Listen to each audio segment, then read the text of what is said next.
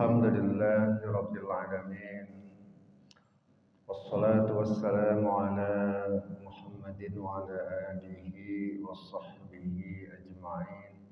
Asyhadu an la ilaha illallah wahdahu la syarika lah wa asyhadu anna Muhammadan abduhu wa rasuluh. Allahumma shalli ala Muhammad wa ala ali Muhammad.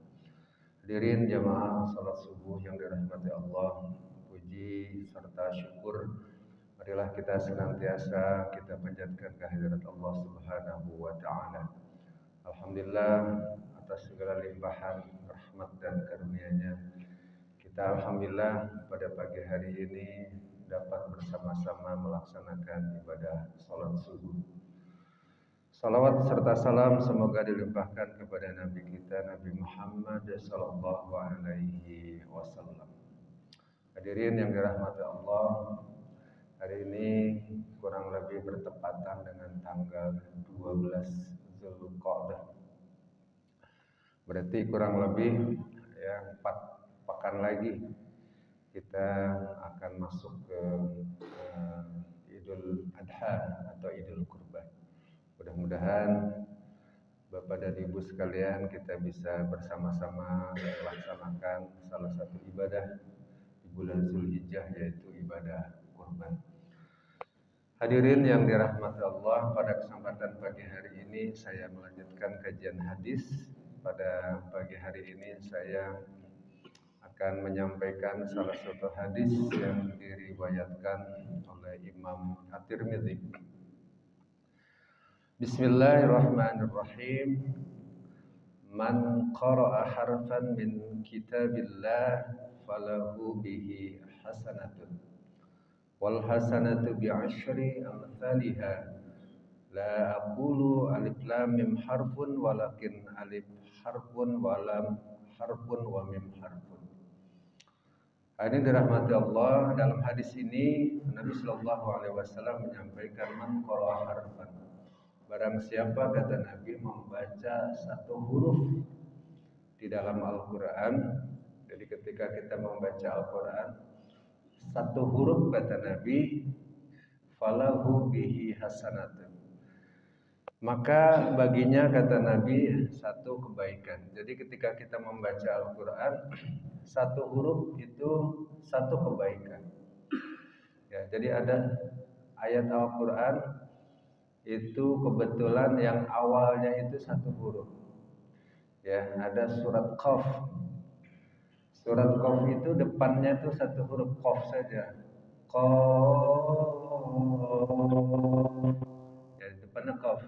Baru lanjutannya wal Qur'anil Majid. Itu surat Qaf, satu huruf. Jadi satu huruf Qaf saja itu sudah, kata Nabi, falahu bihi hasanah.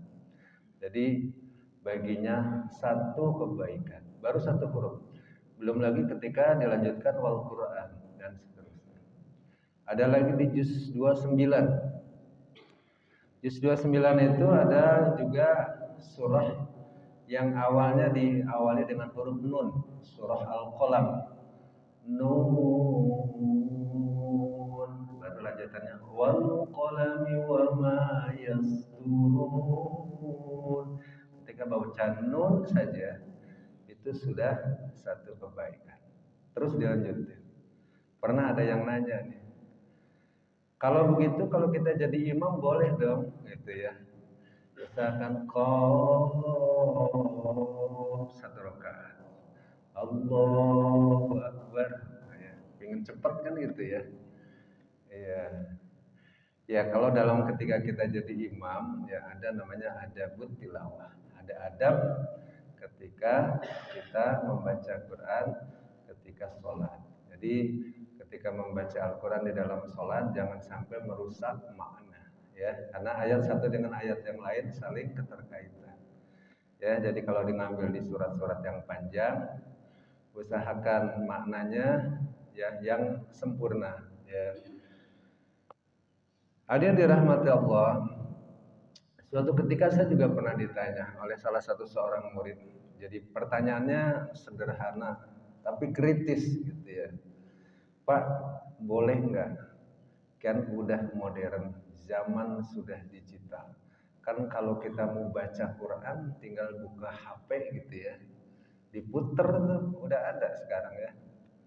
Buka laptop tinggal cari tuh bacaan Quran yang kita mau, ada. Pakai tablet, pakai iPad, pakai device lain bisa tuh. Buka pakai HP tinggal pilih suratnya apa, ya yang baca juga bisa kita pilih tuh, ya qori'nya mau yang Imam Masjidil Haram tinggal kita pilih. Misalkan Syekh Abdurrahman As-Sudais gitu ya, bisa pilih. Ya qori'nya Maru Ustadz Muammar, qori Indonesia juga bisa. Sudah zaman modern, ya digitalisasi dari berbagai aplikasi Al-Quran sudah ada. Apakah kita tetap harus belajar baca Al-Quran? Apakah kita harus tetap baca Quran? Toh ya kalau pengen dengar tinggal buka aja ya. Sambil masak ibu-ibu tinggal dengerin Quran bisa. Apakah tetap kita perlu membaca Al-Quran? Apakah tetap belajar Al-Quran ya? Apalagi ini pertanyaan dari siswa. Karena di sekolah kan selalu ada tuh ya pelajaran membaca Al-Quran. Udah zaman modern. Terus kenapa lagi belajar harus pakai buku Iqra, buku Umi, buku Qiraati? Kan udah ada Latinnya tuh ya. Iya. Kadang-kadang ada beberapa Al-Quran yang ada terjemah disertai transliterasi Indonesia. Jadi kenapa kita harus belajar baca Quran padahal sudah ada tulisan bahasa Indonesianya atau transliterasi bahasa Indonesianya. Hadirin jamaah salat subuh yang dirahmati Allah. Jadi berkaitan dengan hadis tersebut ya ada korelasinya dengan hadis ini bahwa baca Quran itu adalah ibadah. Satu huruf saja itu dapat satu kebaikan, satu huruf. Dan kata Nabi, wal hasanatu bi asyri amsalihha. Ya. Dan satu pahala ini kata Nabi akan dilipat gandakan menjadi 10 kebaikan. Ya, jadi dari satu huruf saja akan mendapatkan dilipat gandakan menjadi 10 pahala kebaikan. Bahkan kata Nabi lanjutannya la aqulu alif lamun harfun. Jadi kata Nabi bukan alif lam mim itu satu huruf tapi walakin alif harfun lam harfun mim harfun ya, tetapi alif itu satu huruf, lam itu satu huruf, mim itu satu huruf. Jadi kalau kita baca Al-Quran alif lam mim udah dapat 3 huruf. Karena baca Quran itu adalah ibadah. Jadi tetap kita membaca Al-Quran sebagai ibadah. Apalagi Allah memberikan keistimewaan satu huruf dapat satu kebaikan. Bahkan kata Nabi, ya, dilanjutkan dalam hadis yang lain, ada satu hadis yang diriwayatkan oleh Bukhari dan Muslim dari Aisyah. Kata Nabi, mahiru bil Quran ma'asyafaratil kiramil bararah. Kata Nabi, orang yang mahir, orang yang pandai, orang yang pintar, orang yang bagus baca Al-Qurannya sempurna sesuai dengan kaidah tajwid, maka kata Nabi ma'asyafaratil kiramil bararah, bersama malaikat yang taat lagi mulia. Jadi disinilah keutamaan orang yang baca Quran dan belajar Al-Quran terus. Jadi kalau kita merasa memang baca Qurannya belum sempurna, kata Nabi, lanjutkan. Ya, berbagai cara. Karena ada kalanya orang merasa udah ada bahasa Indonesianya, transliterasinya cukup tuh. Arabnya nggak dibaca, yang dibaca bahasa Indonesianya. Itu beda. Transliterasi Indonesia sama Arab tuh beda, ya. Ketika kita bunyi gunnah, ya, dengung, inna a'tainakal kautsar, itu ditransliterasi cuman n-nya 2 saja, in. Tapi gunnah, dengungnya nggak bisa digambarkan itu dalam Indonesia. N-nya 2, oh iya panjang n-nya 2, tapi gunnahnya nggak bisa. Ya. Bunyi-bunyi yang lain juga demikian, apalagi ikhfa. Ikhfa itu samar dengan huruf yang ada di depannya, bertemu dengan ta mirip dengan ta, bertemu dengan qaf mirip dengan qaf, dan seterusnya. Nggak bisa itu. Ya, kalau kita baca transliterasi Indonesia, bacaannya kacau. Oleh karena itu, membaca Al-Quran menjadi sebuah keharusan untuk kita memperbaiki bacaan sampai ketihad mahir. Ya, digambarkan oleh Nabi, mahiru bil Quran masyafaratil kiramil barah. Jadi orang yang mahir, bagus baca Qurannya sesuai dengan kaidah bersama malaikat yang taat lagi mulia. Bahkan kata Nabi, wa yatata'tabu fihi wa huwa alaihi syaqqun lahu ajran. Bahkan orang yang bacanya terbata-bata, ya udah begitu terbata-bata sulit, ya ada orang yang belum lancar banget terus tetap baca sulit, ya berat, maka baginya tetap mendapatkan dua kebaikan. Hadirin dirahmati Allah, hadis pada pagi hari ini yang kita bahas dari At-Tirmidzi menggambarkan kepada kita begitu utamanya orang yang tetap membaca Al-Quran. Keutamaannya salah satunya adalah dari yang bacaan yang kita baca. Ya.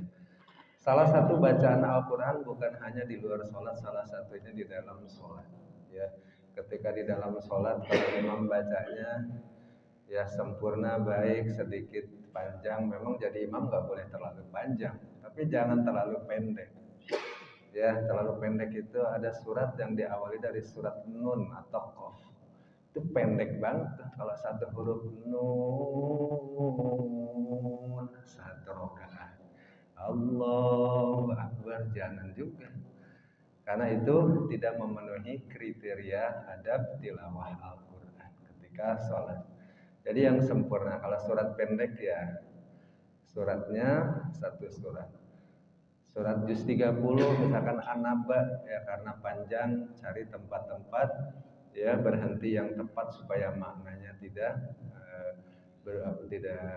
rusak. Jadi satu makna yang saling berkaitan atau sempurna, ya.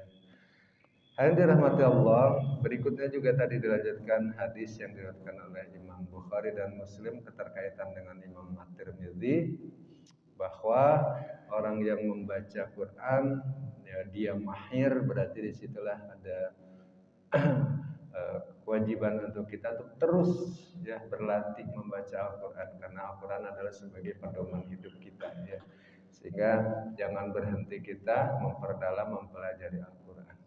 Tentu tidak kalah penting setelah kita mahir, kita mempelajari maknanya, ya makna dari Al-Quran itu sendiri sampai kita tentu bisa mengaplikasikan, mengamalkan Al-Quran dalam kehidupan kita sehari-hari. Mudah-mudahan kita semuanya senantiasa Allah diberikan kekuatan, kemampuan untuk menjadi ahlul Quran, dan mudah-mudahan kita semua oleh Allah Subhanahu wa taala bisa diberikan kemampuan, ya, kekuatan, kesempatan untuk mengamalkan hadis ini supaya kita banyak berinteraksi dengan Al-Qur'an dalam kehidupan kita sehari-hari. Demikian yang dapat saya sampaikan, lebih kurangnya mohon maaf. Kita akhiri dengan membaca hamdalah dan doa kafaratul majlis. Alhamdulillahirabbil alamin. Subhanakallahumma wa bihamdika asyhadu an la ilaha illa anta astaghfiruka wa atubu ilaik. Billahi taufiq wal hidayah. Assalamualaikum warahmatullahi wabarakatuh.